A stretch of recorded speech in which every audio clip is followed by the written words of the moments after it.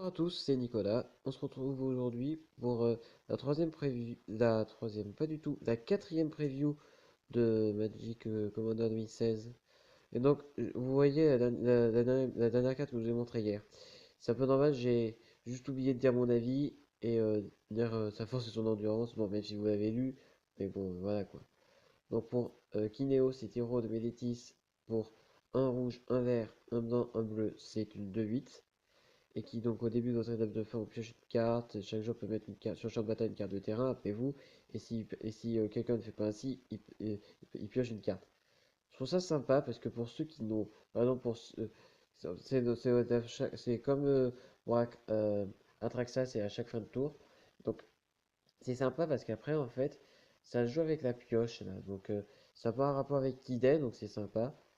Et puis après euh, c'est sympa parce que si jamais par exemple on pioche pas de terrain, euh, non, je pioche une carte moi, voilà. Et puis j'ai par exemple, voilà, on a plutôt pas de terrain, voilà. Si un des joueurs n'a pas de terrain, il pioche une carte, donc c'est un peu avantageux, quoi, donc c'est cool. Donc la vraie première carte qui a été éditée aujourd'hui, enfin aujourd'hui, qui a été éditée hier mais traduite, donc c'est Bosquet Bruissant. C'est un terrain forêt qui va bien ajouter donc un mana vert à notre univers. Mais au moment où il arrive sur le champ de bataille, on peut révéler une carte de Sylvain, les hommes art, voilà. Si vous ne faites pas, il arrive sur le champ de bataille engagé. Et si on ajoute un mana blanc ou un mana noir, et ben ça nous inflige une blessure. Bon, en début de partie, c'est bien pour ça. Bon, c'est juste une blessure, donc ça va, c'est pas dérangeant. Mais c'est assez bizarre comme type de terrain, mais c'est sympa. Chaîne de vapeur. Pour un, c'est un éphémère. Renvoyer de permanent non terrain ciblé de la main de son propriétaire. Ça, déjà, c'est compréhensible. Le contrôleur de ce permanent peut ensuite sacrifier un terrain. Si le joueur fait ainsi, il peut copier ce sort et peut choisir une nouvelle cible pour cette copie. Je pense que il peut copier ce sort-là et peut choisir une nouvelle cible, c'est-à-dire, c'est-à-dire qu'il a par exemple, il peut faire sur moi par exemple. Voilà. Et c'est juste de renvoyer le permanent au terrain, je pense, hein. Parce que si c'est après, euh, si jamais, si bien sûr, après, je sais pas si l'effet contre de ce permanent pour ensuite sacrifier un terrain et tout, ça se verra, j'en sais rien. Passons. Akiri est nageuse de filin. Pour deux, c'est une 0-3 corps et soldat et allié. Encore un allié. Donc voilà. Initiative Vigilance, c'est une 0-3. Akiri est nageuse de filin. Gagne plus 0 pour chaque artefact que vous contrôlez. Et elle a le partenariat. Donc j'ai envie de vous dire, elle va rentrer dans le deck avec Breya. C'est super logique. Fléau du Conquérant, une carte assez intéressante, franchement. Parce que la créature équipée gagne plus un pour chaque couleur parmi les permanents que vous contrôlez, équipement 2. Et tant qu'il est attaché à une créature, vos adversaires ne peuvent pas lancer de sort pendant votre tour. C'est-à-dire que, je dis n'importe quoi, mais ils ne peuvent pas me faire un, un sort qui permet de détruire toutes mes bêtes. Parce que franchement, il peut même pas, il peut même pas lancer aussi des sorts avec le flash. Ça, c'est super cool. C'est super cool. Et même pour la mue, c'est super contrable. Franchement, même si c'est un deck même si on l'utilise en standard, enfin, à part si c'est banni, c'est fort. Artisan Ferris. Pour 4, c'est une 2 de vol, peuple fait et artificier. Ils ont le vol, elles ont le vol, ils ont le vol, excusez-moi. À chaque fois qu'une créature non jeton arrive sur le champ de bataille sous le contrôle d'un adversaire, crée un jeton qui est une copie de cette créature, à part que c'est un artefact. Exilez ensuite tous les autres jetons. Ah, exilez ensuite tous les autres jetons créés par les artisans Ferris. Ah d'accord, j'avais oublié cet effet la première fois que j'ai lu cette carte. Écoutez, c'est pas mal parce qu'en fait, ça peut faire en sorte que on ait en fait une carte qui permet de la bloquer et qui ensuite, euh, si on les exile, enfin, on ne pourra pas les exiler en fait. Parce qu'en fait, on place juste, c'est juste ça quoi. Ensuite, une carte qui m'a beaucoup plu, référence au dragon de Tarkia là, Ishai, Lang Dragon Dojutai. Pour 4, c'est une 1-1 vol. Bon, déjà, une 1-1 pour 4, vous vous dites c'est pas terrible. Mais allez voir, écoutez son effet, vous allez comprendre que c'est fort, hein. Donc elle a le vol. À chaque fois qu'un adversaire lance un sort, n'importe quel sort, mettez un marqueur plus un sur Ishai. Et il a le partenariat. Franchement, je vous jure, l'adversaire joue 5 sorts et est déjà à 6-6. Ça devient déjà une 6-6. Donc ça peut vite devenir une grosse bête. Ravos Veillerdan, pour ça que c'est une 2 de vol. Et c'est un humain éclair.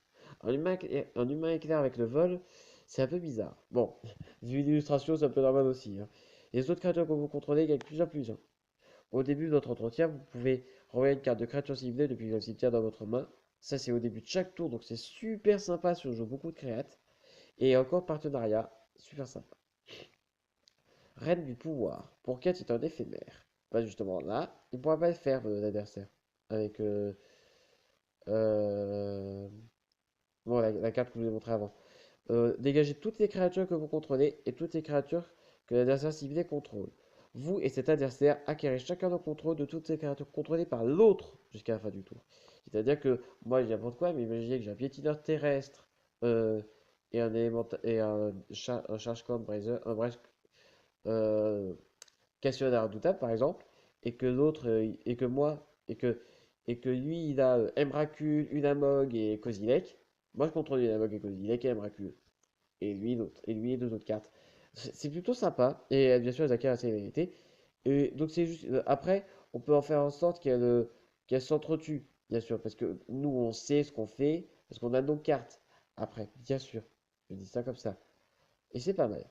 Ensuite, Aubaine. Enfin, des Unco. Parce qu'il n'y avait pas beaucoup d'Unco de révélés, hein, franchement. Avec des rares et des rares mythiques, j'ai l'impression. Bref, pour toi, c'est un rituel qui fait que chaque joueur se défausse de sa main puis il pioche un nombre de cartes égal au plus grand nombre de cartes dont un joueur s'est défaussé de cette manière. C'est pas facile à comprendre. Si vous n'avez pas compris, mettez une petite question en commentaire, je vous expliquerai. Et c'est sympa, ouais. Comme ça, moi, surtout, on est à égalité. Une des premières cartes révélées ce matin, voilà. Nombreuses connaissances. Pour toi, c'est un autre rituel. Révélez les 10 cartes du dessus de vos bibliothèques, en commençant par le prochain adversaire dans l'ordre du tour. Donc là, c'est-à-dire en commençant par mon adversaire, puis après par un autre. Chaque adversaire choisit une carte non-terrain différente parmi elles. Mettez les cartes choisies dans votre main et le reste au-dessous de votre bibliothèque dans un ordre aléatoire. En fait, ça dépend de avec combien de joueurs vous jouez. Si vous jouez avec beaucoup de jeux, si vous jouez avec beaucoup de joueurs de Magic, avec beaucoup de joueurs dans cette partie, ça peut être, dans une partie, ça peut être intéressant, comme ça peut être pas terrible. Après, il faut bien jouer à 3 ou 4, c'est mieux que de jouer à 2. Graine du renouveau pour 7, un rituel avec la témérité. Donc, rappelez-vous, voilà, renvoyez jusqu'à 2 créatures ciblées depuis votre cimetière dans votre main, on les exile. Très fort. Bon, un peu cher, mais très fort. Automate de l'armurerie. Désolé déjà pour la flouter. Bon, vous n'allez peut-être pas le voir, mais légèrement, mais quand même désolé. Pour 3, c'est une 2-2. À chaque fois qu'il arrive sur le champ de bataille ou qu'il attaque, vous pouvez lui attacher n'importe quel nombre d'équipements ciblés. Le contrôle de l'équipement ne change pas. Franchement, c'est super fort. Franchement, c'est sympa. Pour une construction en plus. Et on finit avec les deux plus belles cartes qui ont été révélées. Donc, bien sûr, il y en a eu d'autres, parce que voilà, mais ces deux cartes-là, elles vont beaucoup vous plaire. Donc, est-ce que vous voulez en faire Corner 1? Pour 6, c'est une 5-5 vol. C'est un dragon, bien sûr. Donc, pour 6, on exile. Chaque joueur se défausse de sa main, puis pioche cette carte. Vraiment pas mal. C'est intéressant. Et donc, j'aime bien. Pardon, excusez-moi, j'ai fait un fail.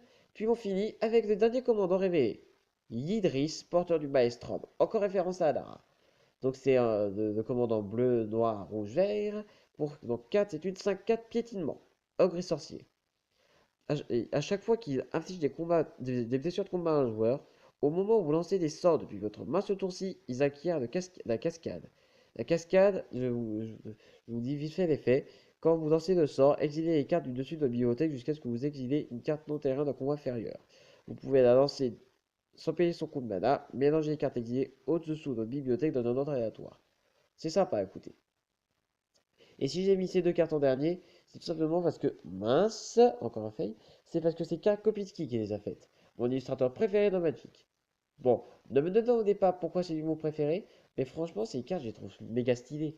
Bon, un jour, peut-être, lorsque j'aurai un peu de temps, je vous montrerai ma collection de toutes les cartes de Karl Kopitsky que j'ai. Après, je vais essayer de toutes me les procurer, mais ça va avoir des sous quand même, hein. Mais bon, je vais d'abord essayer de vous montrer ce que j'ai. Voilà, c'est sur cet ogre essentiel justement que s'achève la vidéo. J'espère qu'elle vous aura plu. N'hésitez pas à laisser un pouce bleu en commentaire ou partager la vidéo, ou vous abonner si ce n'est pas déjà le cas. Quant à moi, je vous dis à demain pour la dernière preview de la semaine. Ciao, ciao!